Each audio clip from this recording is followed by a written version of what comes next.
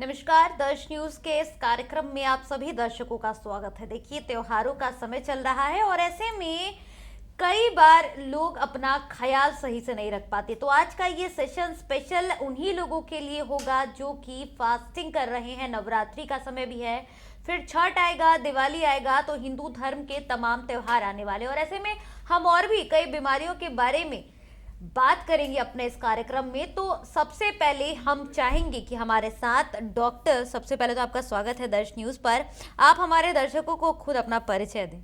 जी नमस्कार, मैं doctor professor Surendra Prasad Singh PHI में डायरेक्टर हूँ और PMCH में प्रोफेसर कम्युनिटी मेडिसिन में हूँ। जी सर, अभी त्योहारों का सीज़न चल रहा है, ऐसे में आप डायबिटीज़ को लेकर भी आप ट्रीट करते हैं और तमाम और भी बीमारियां हैं, आप उसको देखते ही होंगे। तो क्या लगता है, जिस प्रकार से अभी त्योहारों का सीज़न है, तो इसमें प्रिकॉशंस जो कह सकते हैं वो क्या इंसान रखे ताकि वो जिनको डायबिटीज़ है किस प्रकार से ख्याल रख पाए अपना? जी, बहुत अच्छा क्वेश्चन है। एक्चुअली डायबिटीज़, मेरा क्लिनिक का नाम ही है डायबिटीज़ केयर क्लिनिक। अच्छा।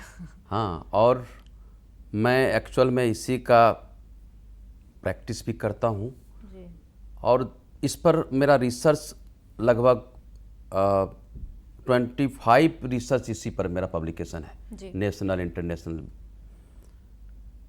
जहाँ तक अभी के माहौल में डायबिटीज़ के बारे में बात करें जी। तो जो फेस्टिवल, हिंदू फेस्टिवल एक्चुअली में बहुत ज़्यादा अभी हो रहा है। जी। अभी पहले कुछ दिन पहले और पर्व हुआ, अभी आज DP का स्टार्ट हो रहा, अब आरंभ चल रहा है, स्टार्ट हो गया है। कल से लोग फास्टिंग नहीं बल्कि एक सप्ताह पहले से फास्टिंग कर रहा है। जी। जी। यदि कोई डायबिटिक है तो उस केस को हम लोग थोड़ा सा गंभीरता से लेने का काम करें, बात करें, क्योंकि हाइपोग्लाइसेमिया और हाइपरग्लाइसेमिया, जी। ये दोनों एक ऐसी चीज़ हैं जिसमें कि दोनों तरफ में परेशानी आ सकती है। या तो शुगर घट सकता है या शुगर बढ़ सकता है। शुगर यदि घट जाता है अचानक, उसमें जान जाने की संभावना 100% होती है। शुगर यदि बढ़ गया तो उसको तुरंत कहना मुश्किल है कि तुरंत हमारा कोई परेशानी आएगी, लेकिन परेशानी लॉन्ग टाइम में आएगी।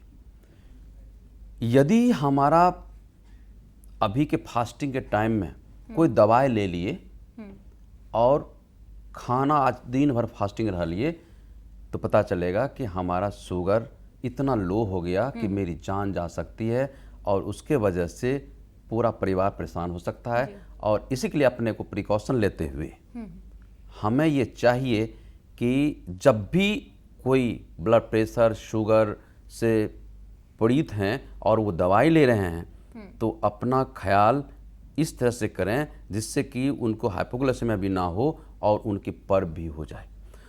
तो त्यौहार का जो वक्त है, इसमें हमको इंसुलिन लेने वाले से आग्रह है कि वो इंसुलिन फास्टिंग के टाइम में ना लें। जी।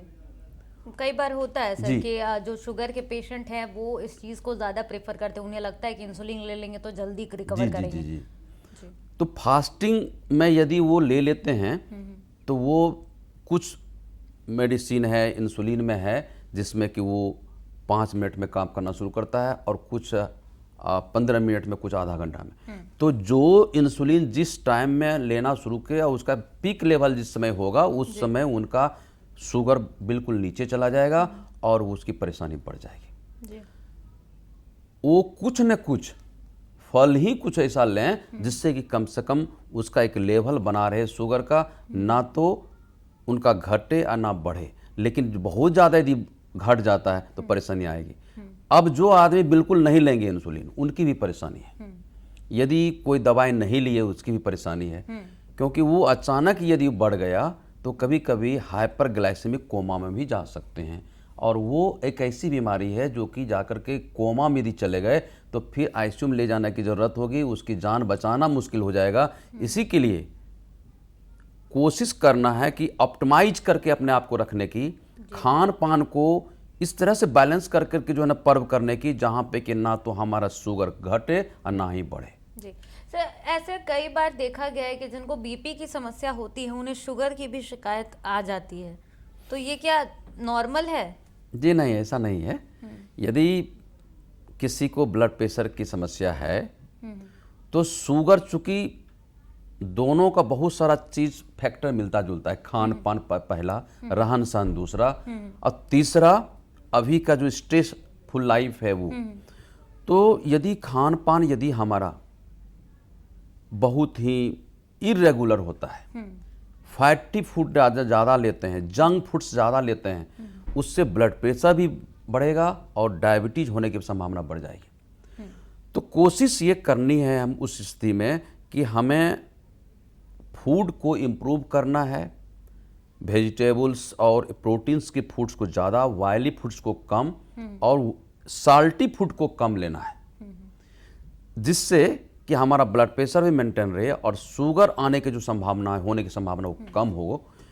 लेकिन यदि सब कुछ भोजन से सुधार कर लिए और मैं अपने अनुसार एक्सरसाइज, साउंड स्लीप, स्ट्रेस, इस सारी चीज़ को हमने बैलेंस नहीं किया तो फिर ये बीमारी दिनों दिन बढ़ती जाएगी और एक दिन आपकी स्थिति ऐसी होगी कि ब्लड प्रेशर और शुगर यदि दोनों एक साथ साथ हो गया तो बहुत सारी कॉम्प्लिकेशंस आपको होने की संभावना हो जाती है। जी, तो सर आप एज अ डॉक्टर आप ट्रीट करते होंगे शुगर के कई पेशेंट को, ऐसा नहीं हो आपके पास कई ऐसे लोग हैं जो काफ़ी बढ़ गया तो बहुत हड़बड़ा गए हो कि अरे यार शुगर बढ़ गया, अब क्या करें, अब क्या करें, पैनिक हो जाते होंगे लोग?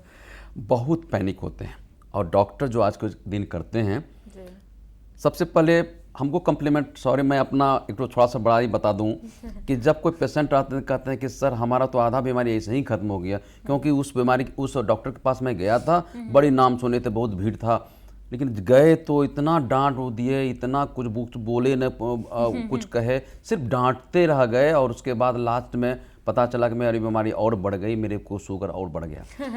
एक्चुअल में ये बीमारी ही होती है कि आपको कोई बीमारी हो उसके पहले आपके अंदर में खुशियां होनी चाहिए कि हमें ये बीमारी से कोई परेशानी नहीं होने वाली, पॉजिटिव चीज अंदर पॉजिटिव चीज होनी चाहिए। मैं अपने पेशेंट को सबसे पहले वही कहता हूं कि आप खुश रहिए। आप वो डायबिटीज का एक कहावत है ना कि ये चीनी की बीमारी है, तो चीनी कोई भी चीज़ में मिला हो या चीनी यदि हमारा खाने की मन भी हो तो ना खा सकें, ये जो अंदर की या कोई टेस्टी खाना तो ना खा सकें, ये जिसको रिस्ट्रिक्ट कर दिए ना, उसकी आधी बीमारी जो थी उसके फुल बीमारी, पूरी बीमारी हो जाएगी और ज़िंदगी उसकी परेशानी में चली जाएगी। तो पहले तो ये सोचना है कि टेस्टी खाना में क्या चीज़ ये खा सकता है कि ना तो ब्लड प्रेशर बढ़ाएगा ना तो शुगर बढ़ाएगा, ये आपको सेलेक्ट करना है उसके फूड के लिए। जी, तो फूड का जो चार्ट देते हैं उसमें स्पष्ट रूप से लिखना जरूरी है कि आप खाना खाइए, लेकिन एक बार से नहीं 5 बार खाना खाइए, थोड़ा थोड़ा करके खाइए। खाने में सलाद का मात्रा ज़्यादा होना चाहिए, हरी सब्जी की मात्रा ज़्यादा होनी चाहिए, प्रोटीन की मात्रा ज़्यादा होनी चाहिए, पल्स की मात्रा ज़्यादा होनी चाहिए। यदि उसमें टेस्टी आ गया कुछ तो आपको दिक्कत नहीं, क्योंकि जीरा का पाउडर वो कोई हार्मफुल नहीं होता है, उससे टेस्ट बनता है और फीटस का एक्सपल्सन कराता है, तो उससे कोई दिक्कत तो नहीं है और फायदा है। तो हम वैसे चीज़ को यूज करवा सकते हैं जो कि टेस्टी बना कर के भी भोजन को आगे उसकी इच्छा को बढ़ा सकता है खाने का, और फिर उसका ट्रीटमेंट भी अच्छा से होगा और वो खुश भी रहेगा। जब पेशेंट ही खुश रहेगा तो वो सोचेगा हाँ चलो ठीक है जल्दी रिकवर हो जाएंगे। जी बिल्कुल बिल्कुल। हाँ। एक और सवाल करेंगे सर, ऐसा कहते हैं कि जब शुगर की प्रॉब्लम होती है तो चावल नहीं खाना चाहिए, क्या ऐसा ज़रूरी है? रोटी में भी तो चीनी की मात्रा होती है। देखिए मैडम, सबसे इम्पोर्टेंट है कि आदमी का बैलेंस डाइट। डायबिटीज के केस में अब कुछ चीज़ें जो जनरल लोगों के लिए है कि हमको 65% के करीब कार्बोहाइड्रेट मेरे परसेंट हमारे फूड में होनी चाहिए जो खा रहे हैं। 15% के करीब में 10 से 15% के करीब में हमको प्रोटीन की मात्रा होनी चाहिए और 20 से 30% के करीब में उसमें फैट की मात्रा होनी चाहिए। सारी मात्राएं हमारी लगभग सेम होगी, लेकिन कार्बोहाइड्रेट को थोड़ा सा शुगर में कंपनसेट करेंगे। 65 नहीं करके यदि 55 के करीब में लेते हैं तो वो हमारा बेहतर रहेगा। और प्रोटीन की मात्रा 10 नहीं होकर के 20 यदि हो जाता है तो और बेहतर होगा। और फैट की मात्रा में ज्यों का त्यों रख सकते हैं, लेकिन फैट की मात्रा को कमाना घटाना, उसमें भी अनसैचुरेटेड फैट को यदि बढ़ाते हैं और सैचुरेटेड फैट को यदि कम करते हैं तो हमारा बैलेंस बना रहेगा। इसके साथ प्रॉपर जो रफेज होता है, जिसको कहते हैं कि फाइबर डाइट, प्रॉपर साल्ट 5 ग्राम साल्ट, उसके साथ साथ एप्रोप्रिएट वाटर यदि आप लेते हैं पर डे इस भोजन के साथ में, तो आपको बहुत ज़्यादा परेशानी नहीं है। तो चावल, ऐसा तो नहीं है कि चावल उसमें नहीं आता है। यदि 55 to 60% यदि हमारा कार्बोहाइड्रेट है, उसमें राइस भी आप ले सकते हैं। लेकिन राइस, वो जो आप पॉलिश्ड राइस नहीं लेना है, नॉन पॉलिश्ड राइस, मतलब उसमें हमको चाहिए कि जिसमें कुछ गांव के नाम में कहते हैं, गांव के जो कतरनी जिसको हाँ, बोलते हैं, नहीं, अलग अलग तरीके के वो जो गांव की भाषा में बोलते हैं ना, उसना चावल, बॉइल्ड, उसना चावल। तो पार बॉइल्ड जो चावल होता है वो हम खाते हैं, तो उसमें डायरेक्ट कार्बोहाइड्रेट आपको तुरंत नहीं एब्जॉर्ब होता है, उसमें डिले करता है। इसी के लिए चावल लेने में ज़रूरत नहीं है कि हमारी परेशानी बढ़ जाएगी। चावल ले सकते हैं, पार बॉइल्ड चावल हो, डबल पार बॉइल्ड चावल हो, साथ साथ उतना ही नहीं, यदि उसके साथ हम थोड़ा सा चावल को यदि सलाद के साथ में ले लेते हैं, तो हमारा जो 2 तरह का चीज़ होता है, ग्लाइसेमिक इंडेक्स और ग्लाइसेमिक लोड।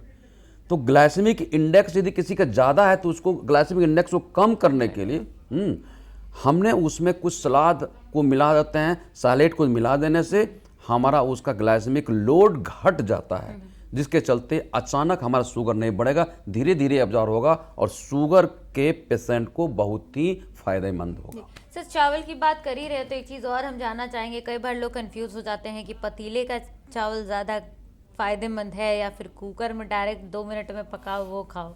नहीं, ये कौन बात ज़्यादा तो अच्छा सत्य है कि कुकर की जो चावल है, हाँ। वो आदमी को कम यूज करनी चाहिए।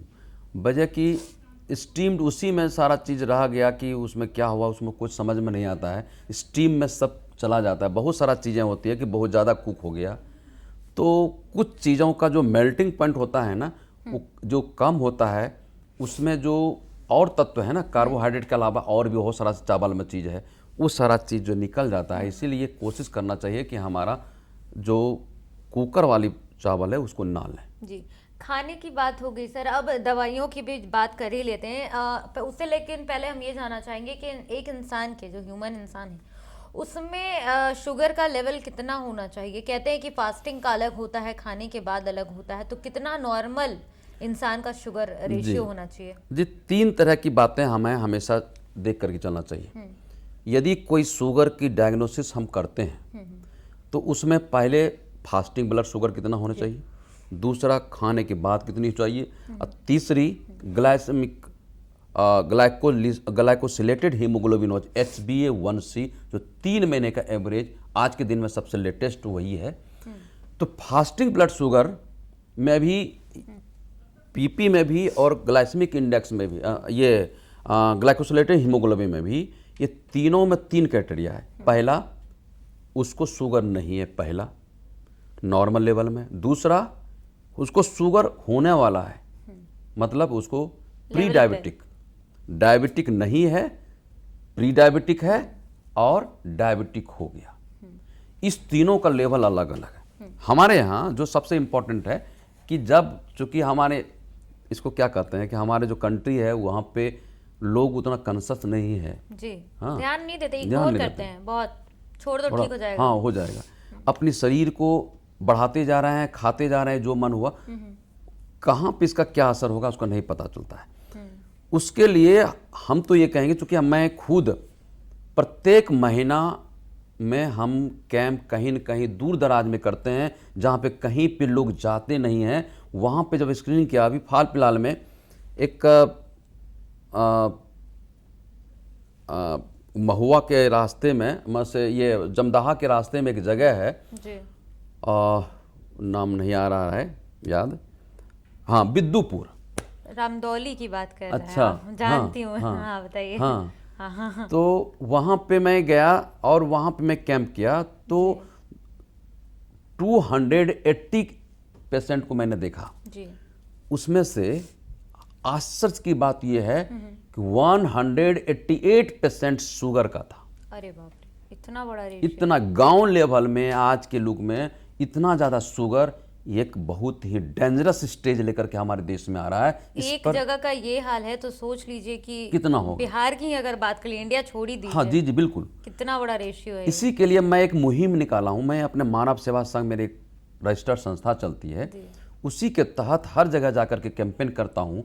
सिर्फ शुगर का ही नहीं, एजुकेशन पर कि कैसे मोटिवेट हुआ आदमी, कैसे पढ़ाई के प्रति जागरूक हो, हेल्थ के प्रति कैसे जागरूक हो, सारा लोग ग्रुप जाता है लोग और वहाँ जाकर के जागरूक। तो वो जो मैंने देखा, तो उस स्थिति में मैंने बताऊँ कि उसका जो लेवल वहाँ पे देखने के लिए, वहाँ पे लोग अक्सर जो है ना रैंडम लोग आते थे दिखाने के लिए, और वहाँ पे ये स्थिति मैंने देखा।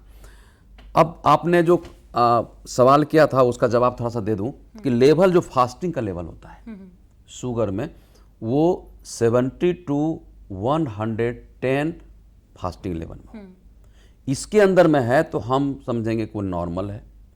110 से एबव और 125 तक यदि है तो इसको हम मेटाबॉलिक सिंड्रोम मतलब प्री डायबिटिक कहते हैं।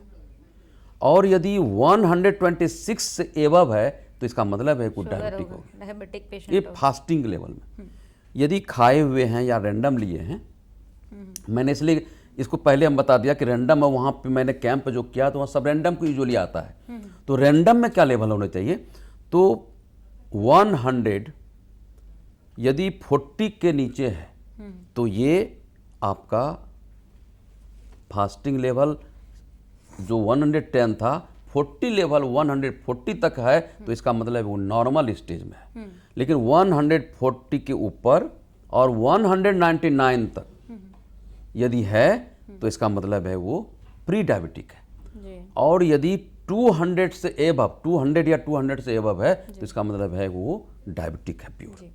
तो सर अब हम तमाम जानकारियां तो हमने आपसे ले ली। अब हम चाहेंगे कि आप हमारे दर्शकों को जाते जाते, एक तो त्यौहार का समय है जैसा कि हमने शुरू में ही बात कहा, तो आप एक सार जो है, जो हमने अभी सेशन किया, जो भी जानकारियां हैं, जो आप एक शॉर्ट नोट में अपने दर्शकों को जो हम चाहेंगे आप देते जाएं।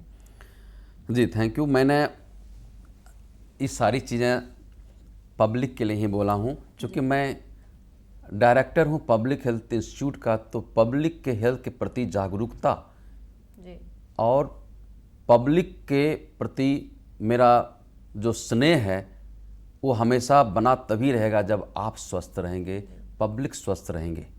और मैं ये कहूँगा कि आप अपने खाने पीने में, अपने रहन सहन में, अपने सोने का जो दिनचर्या है उसमें ज़रूर उसको आप इम्प्रूव करके रखें। मोबाइल ज़रूर चलाइए, लेकिन मोबाइल तब तक चलाइए जब तक कि आपको अपने स्वास्थ्य पर हानि न पहुंचाए। आप खाना खाइए, चाहे मटन खाइए, चिकन खाइए, मिष्ठान खाइए, लेकिन उतना ही खाइए जिससे कि वो हार्मफुल ना हो। आप साग सब्जी भी ज़रूर खाइए, प्रोटीन भी ज़रूर खाइए, क्योंकि आपके शरीर में उतनी उस सारी चीज़ों की आवश्यकता है जिससे कि आपके शरीर में एक बैलेंस डाइट खाने और बैलेंस स्लीप और बैलेंस एक्सरसाइज की ज़रूरत के आधार पर आपका अच्छा डेवलपमेंट होगा। आप यदि इंडिविजुअली हेल्दी रहिएगा तो आपका परिवार हेल्दी रहेगा, और परिवार हेल्दी रहेगा तो आपका इकोनॉमिकल कंडीशन मतलब पैसा कौड़ी भी कमाने की जो शक्ति है वो ज़्यादा रहेगी। आप हेल्दी और वेल्दी दोनों रहिएगा। जी धन्यवाद डॉक्टर। तो देखिए इस कार्यक्रम में हमने तमाम जानकारियां जो हैं वो आप तक साझा करने की कोशिश की है, और ऐसे में किस प्रकार से त्योहारों के सीजन में आप अपना ख्याल रखें और आए दिन भी आप अपना अमूमन निजी जिंदगी में किस प्रकार से रखें, ये डॉक्टर से सीधे हमने आपको साफ तौर पर बताया। आपको ये कार्यक्रम कैसा लगता है आप हमारे कमेंट सेक्शन में ज़रूर बताइएगा। फिलहाल इस कार्यक्रम में इतना ही। देश दुनिया और बिहार झारखंड की तमाम खबरों को देखते रहने के लिए बने रहें दर्श न्यूज़ के साथ। धन्यवाद।